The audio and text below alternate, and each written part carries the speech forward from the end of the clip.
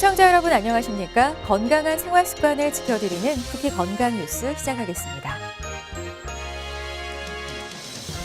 오는 7월부터 일반 병원과 한방병원의 2, 3인실에도 건강보험이 적용돼 환자들의 입원비 부담이 줄어듭니다. 보건복지부가 입법 예고한 국민건강보험법 시행령 개정안에 따르면 일반 병원과 한방병원의 2, 3인실 본인 부담률은 이미 건강보험이 적용되고 있는 종합병원과 같은 수준으로 책정되는데요. 2인실이 40%, 3인실은 30%입니다. 불필요한 2, 3인실 쏠림 현상을 막기 위해 기존 일반 병상 부담률인 20%보다는 높게 설정됐습니다. 이번 개정안에는 또 요양병원에 입원해 있다가 임의로 다른 병원에서 진료를 받을 경우 진료비 전액을 본인이 부담하도록 하는 내용도 포함됐습니다. 수축기 혈압이 120에서 139mm 머큐리인 고혈압 전 단계에 속한 사람도 심혈관 질환 발병 위험이 높은 것으로 나타났습니다. 삼성 서울병원과 동아대병원 내분비 대사내과 연구팀이 40에서 70세 만여 명을 조사한 결과 수축기 혈압이 130mm 머큐리인 경우 심혈관 질환 발병 위험은 120mm 머큐리인 정상인보다 76% 높았습니다. 더불어 급성 심근경색을 일으키는 관상동맥 질환 위험도 80% 증가했고 모든 원인에 의한 사망 위험 또한 81%나 높은 것으로 파악됐습니다. 혈압 120 이상, 129 이하에서도 심혈관 질환 발병 위험은 50%, 관상동맥 질환 발병 위험은 47% 높게 나타났습니다. 전 세계 기대 수명이 2000년부터 2016년 사이 5.5년 늘었습니다. 하지만 저소득 국가와 선진국 간의 기대 수명 차이는 여전히 컸습니다. 최근 세계보건기구가 내놓은 보고서에 따르면 평균적으로 2016년에 태어난 전 세계 어린이의 기대 수명은 72세로 2000년에 태어난 어린이의 66.5세보다 5.5년 늘었습니다. 반면 저소득 국가의 평균 기대 수명은 고소득 선진국보다 18년이나 짧았는데요. 소득이나 의료시설 접근 기회 등의 불평등이 기대 수명에 영향을 미치는 것으로 분석됐습니다.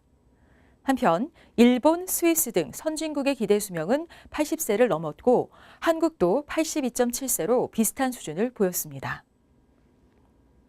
심장 혈관이 완전히 막혔더라도 주변 혈관을 통해 혈액 공급이 이루어진다면 약물 치료만으로 회복이 가능하다는 연구 결과가 나왔습니다. 서울 아산병원 심장내과 연구팀이 6년에 걸쳐 5개 나라의 관상동맥 만성 완전 폐색 병변 환자 815명을 추적 관찰했습니다. 그 결과 항혈전제, 고지혈증 치료제 등을 투여한 약물 치료 환자군의 치료 기간 중 사망, 심근경색, 뇌졸중 발생률이 15.3%로 나타났는데요. 이어 막힌 혈관을 넓히는 시술인 구물막 모양의 스텐트 삽입 치료를 받은 환자군에서 관련 비율이 15.8%로 나타나 중증 합병증 발생 차이가 거의 없는 것으로 확인됐습니다. 연구팀은 최근 널리 쓰이고 있는 스텐트 치료가 아니더라도 주변 혈관들을 잘 치료하고 최적의 약물 치료를 시행한다면 효과적인 결과를 얻을 수 있을 것이라고 설명했습니다. 폭음을 즐기는 남성이라면 커피 섭취를 자제할 필요가 있어 보입니다. 음주를 즐기는 남성의 경우 커피 섭취량이 늘어날수록 염증 지표 물질의 혈중 농도가 증가하는 것으로 확인됐습니다. 영남대병원 가정의학과 연구팀이 성인 1,700여 명을 대상으로 커피 섭취량과 함께 신체 염증 지표를 나타내는 CRP의 상관성을 분석했는데요. 연구팀은 논문을 통해 고위험 음주를 하는 남성에서 커피 섭취량이 증가할수록 염증을 유발하는 체질량 지수, 허리 둘레, 체중, 흡연율이 더 높았다며 음주, 흡연, 비만 등 생활 습관으로 인한 염증 유도 작용이 상대적으로 강해 혈중 CRP가 상승한 것으로 볼 수 있다고 전했습니다. 질병관리본부가 실시하는 국민건강 영양조사에서는 1회 평균 음주량이 남성 7잔, 여성 5잔 이상 또는 평균 음주 빈도가 주 2회 이상인 경우 고위험 음주로 규정하고 있습니다.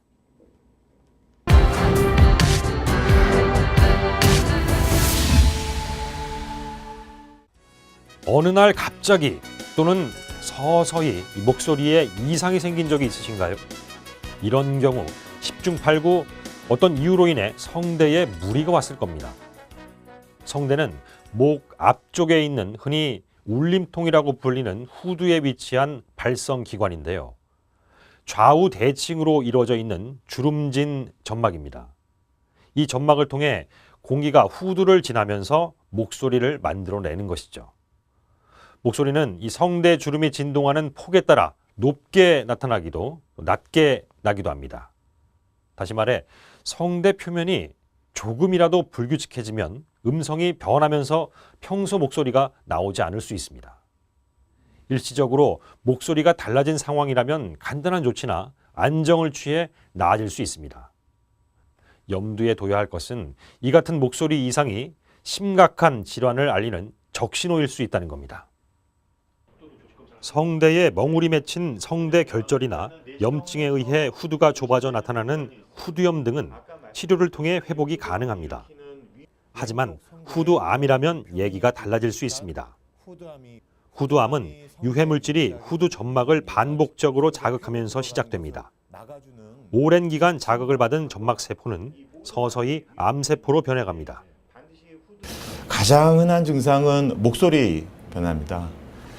성대의 점막은 원래 이렇게 표면이 매끄럽고 부드러워야 되는데 이 성대 점막에 후두암 세포가 생기게 되면 성대 표면이 거칠어지거든요. 그러면서 환자 목소리도 거칠어지고 목소리 내기 어려워지고 이런 증상이 생기게 됩니다. 여기서 만약에 이제 좀 더 후두암이 진행이 되면은 성대 자체가 아예 움직이질 않아서 폐로 음식물이 들어가서 자주 사대가 들리고 더 진행이 되면 목 바깥으로 덩어리도 만져지게 되고 그런 증상들이 있을 수가 있습니다. 후두암이 유발되는 이유는 속 시원히 밝혀지지 않았습니다. 분명한 건 후두암 환자의 대부분은 담배와 술을 즐겼다는 사실입니다. 하루에 담배 한 갑, 즉 20개비를 피우는 흡연자의 후두암 발병 확률은 비흡연자에 비해 10배 이상 높습니다. 습관적으로 흡연과 음주를 함께 할 경우 흡연과 음주 중 한 가지만 할 때보다 3배 더 높은 발병률을 보입니다. 더불어 비타민 결핍이나 바이러스 감염 등도 후두암 발생에 영향을 미치는 것으로 알려져 있습니다. 최근에는 미세먼지가 후두암 환자의 사망률을 늘린다는 연구 결과가 발표되기도 했습니다. 대기 오염원이 염증 반응을 증가시키고 이에 따라 우리 몸의 유전자가 손상을 입을 수 있다는 겁니다. 후두암을 예방하기 위해서는 음주와 흡연을 자제하는 노력이 일단 필요해 보이고요. 또 후두암을 극복하는 상황에서는 미세먼지 노출을 피하는 게 좋겠습니다. 후두암을 진단하는 기본적이고 필수적인 검사는 후두 내시경입니다. 내시경으로 후두를 들여다보는 건데 이를 통해 후두암 여부를 가늠할 수 있다고 합니다. 확진 판정은 이어서 진행하는 조직검사 뒤에 이뤄집니다. 이후 암 조직의 크기와 전이 여부를 살피기 위해 초음파, 그리고 컴퓨터 단층 촬영 검사인 CT, 자기장을 이용하는 MRI 등을 거칩니다. 여러분이 보시는 그림은 정상적인 후두의 모습입니다. V자 모양의 성대가 매끄러운 것을 확인할 수 있습니다. 반면 오른쪽은 암이 발생한 후두인데요. 성대 표면이 불규칙하고 거친 모양새입니다. 이런 경우 병변의 악화 또는 전이를 막기 위해 절제 수술이 필요합니다. 통상의 암들이 그렇듯이 수술, 방사선, 항암치료 이 세 개를 조합하거나 아니면 이 셋 중에서 어느 것을 선택을 해서 치료를 하고요. 초기의 후두암의 경우에는 수술과 방사선 둘 중에서 하나를 선택을 할 수 있습니다. 그래서 어떤 걸 선택할지는 의사와 환자가 서로 상담을 해서 결정을 하게 되고요. 가장 많이 하는 수술적 치료로는 환자분들이 상처를 걱정하시는데 후두암 초기의 경우에는 겉으로 상처를 남기는 수술을 하지 않고 입 안을 통해서 레이저로 병변을 절제를 하게 됩니다.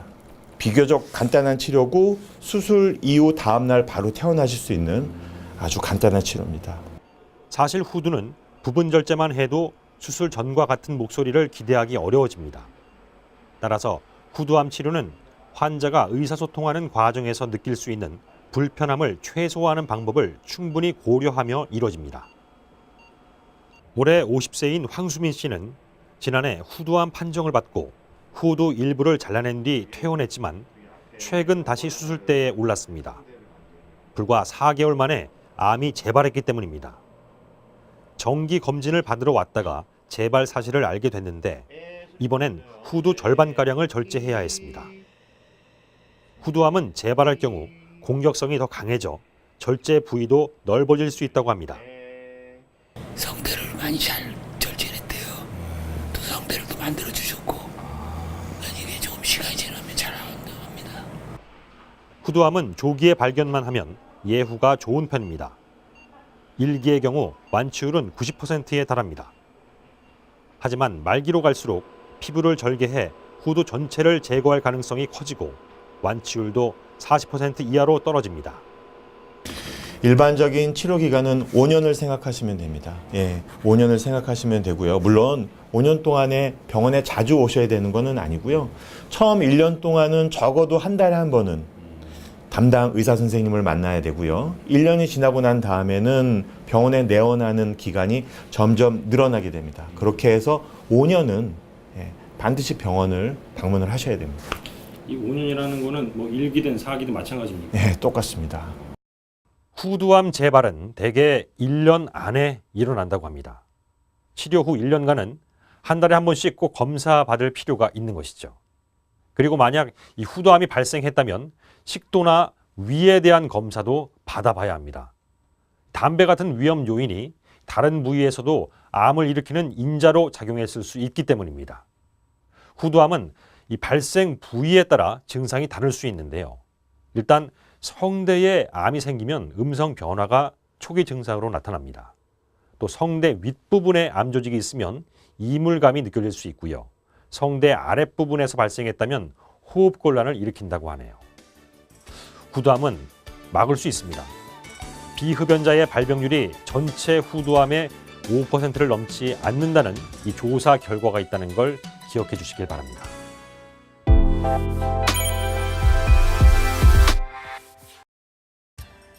하루 종일 사무실에서 업무를 보는 직장인들은 다양한 건강 위협에 노출돼 있습니다. 심각한 질환을 유발하는 건 아니지만 척추 관절 질환이나 눈 질환, 또 피부 질환 등 다양한 형태로 나타나는데요. 우선 장시간 모니터를 내려다보면 목이 거북이처럼 앞으로 구부러질 수 있어 주의해야 합니다. 거북목 증후군은 목 주위 근육이 굳어지면서 목의 배열이 일자 형태로 변하는 증상을 말하는데요. 정상적인 목은 오목한 C자형인데 반해 거북목은 직선화되면서 머리 무게를 분산시키지 못하기 때문에 증상이 나타나는 것으로 알려져 있습니다. 목덜미가 뻣뻣해지고 목과 어깨 통증, 심하면 편두통이나 어지럼증 등의 증상이 발생할 수도 있는데요. 경희대병원 재활의학과 전진만 교수는 모니터의 높이는 눈높이와 맞출 수 있도록 높게 위치하는 게 좋다며 허리와 가슴을 똑바로 펴면 목은 자연스럽게 C자 형태를 유지하기 때문에 앉을 때 허리를 의자 등받이에 붙이고 등과 가슴을 일자로 펴야 한다고 조언합니다. 건조한 사무실에서 지내는 시간이 늘어나면 안구건조증이 나타나기도 하죠. 이 안구건조증은 눈물샘의 기능 저하로 눈물이 제대로 생성되지 못하는 질환인데요. 직장인은 실내에 머무는 시간이 길고 냉난방으로 인해 공기 중에 수분이 증발해 안구건조증이 발생하기 쉽습니다. 깨끗한 실내 공기는 눈 건강을 위해 반드시 필요한데요. 실내 온도는 18에서 22도, 습도는 60% 이상을 유지하며 수시로 물을 마시는 것도 좋고 인공 눈물을 사용하는 것도 도움이 됩니다. 컴퓨터 작업이 많은 직구는 손목 관절 질환을 주의해야 하는데요. 장시간 마우스를 사용하면 손목이 저리고 통증이 유발됩니다. 또한 한 번 발생한 통증은 회복이 쉽지가 않은데요. 적당한 휴식은 손목 건강과 업무 집중도에 도움이 됩니다. 경희대병원 정형외과 백종훈 교수는 마우스를 사용할 때 손과 손목을 일직선으로 유지하고 쿠션이나 손목 보호대 등을 사용해 부담을 줄여야 한다. 틈틈이 손목 돌리기 등 스트레칭도 도움이 된다고 조언합니다. 대부분의 직장인들은 하루 8시간 이상을 의자에 앉아 생활합니다. 오랜 시간 움직임 없이 한 자세로 있으면 혈액순환에도 문제가 생길 수 있는데요. 이 혈액순환이 순조롭지 않으면 눈에 보이는 증상이 나타나기 시작하는데 가장 문제가 되는 부위 중에 하나는 다리로 하지정맥류가 대표적인 증상입니다. 이 하지정맥류는 종아리의 정맥이 비정상적으로 구불구불해지고 겉으로 튀어나오는 질환인데요. 조금만 걸어도 다리가 아프고 피로해집니다. 그대로 두면 피부가 검게 변하기도 하는데요. 이는 정맥류 내에서 혈전이 형성되고 모세혈관벽 밖으로 빠져나온 적혈구 성분이 피부를 검게 만들기 때문입니다. 경희대병원 이식혈관외과 안형준 교수는 발목 돌리기, 앉았다 일어나기 등 종아리 근육을 자극할 수 있는 간단한 스트레칭과 운동이 도움이 된다며 작은 움직임이라도 혈액순환을 돕고 혈관 주변 근육을 튼튼하게 할 수 있다고 강조합니다.